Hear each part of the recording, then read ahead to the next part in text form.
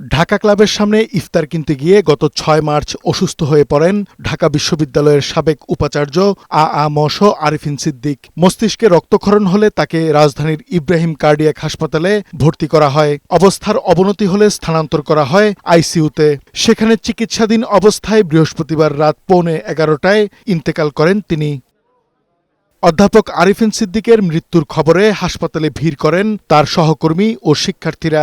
জানান, একজন শিক্ষাবিদ হারিয়েছে জাতি, অভিভাবক হারিয়েছেন তারা।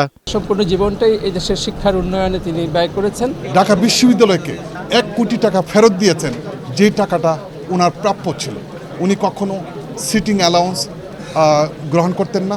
শিক্ষার বিস্তারে অনেকগুলো বিভাগ তৈরি করেছেন, ইনস্টিটিউট তৈরি করেছেন, রিসার্চ সেন্টার তৈরি করেছেন। আরিফিন সিদ্দিকী স্যারের মতো একজন শিক্ষাবিদ, একজন সফল শিক্ষাবিদ, একজন একটা সৎ শিক্ষক আমার জীবনে আমি খুব কমই দেখেছি। কি শিক্ষক, কি স্টুডেন্ট, কি কর্মকর্তা, কি কর্মচারী সবাই ঢাকা বিশ্ববিদ্যালয়ের সবাই স্যারের সাথে গিয়ে তাদের দুঃখ কষ্ট শেয়ার করতে পারতো। পরিবারের সিদ্ধান্ত অনুযায়ী শুক্রবার সকাল 11:30টায় ধানমন্ডি নর্থ রোডের মসজিদে বাইতুল আকসায় প্রথম জানাজা এবং বাদ জুমা ধানমন্ডি ঈদগাহ জামে মসজিদে দ্বিতীয় জানাজা অনুষ্ঠিত হবে। ঢাকা ক্লাবে ইফতারি কিনতে গিয়ে উনি হঠাৎ করে স্ট্রোক করে পড়ে গেছেন। তারপরে ব্রেন হ্যামারেজ হয়ে গেছে। আজ পর্যন্ত উনি কোমাতে ছিলেন।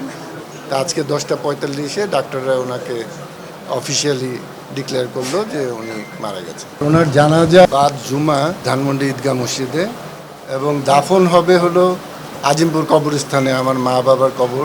ঢাকা বিশ্ববিদ্যালয়ের গণযোগাযোগ ও সাংবাদিকতা বিভাগের অধ্যাপক আ.ম.স. আরিফিন সিদ্দিক বিশ্ববিদ্যালয়টির 2বার ভিসি ছিলেন। তিনি ঢাকা বিশ্ববিদ্যালয়ের শিক্ষক সমিতির সভাপতি ও সাধারণ সম্পাদক হিসেবে দায়িত্ব পালন করেছেন। ছিলেন বাংলাদেশ সংবাদ সংস্থার পরিচালনা বোর্ড ও জাতীয় জাদুঘরের ট্রাস্টি বোর্ডের চেয়ারম্যান। আবু আহসান মোহাম্মদ শামসুল আরিফিন সিদ্দিকের জন্ম ও বেড়ে ওঠা ঢাকায় হলেও দাদার বাড়ি নরসিংদীতে। প্রয়াত এই শিক্ষাবিদ রেখে গেছেন স্ত্রী, একমাত্র মেয়ে এবং অসংখ্য গুণগ্রাহী।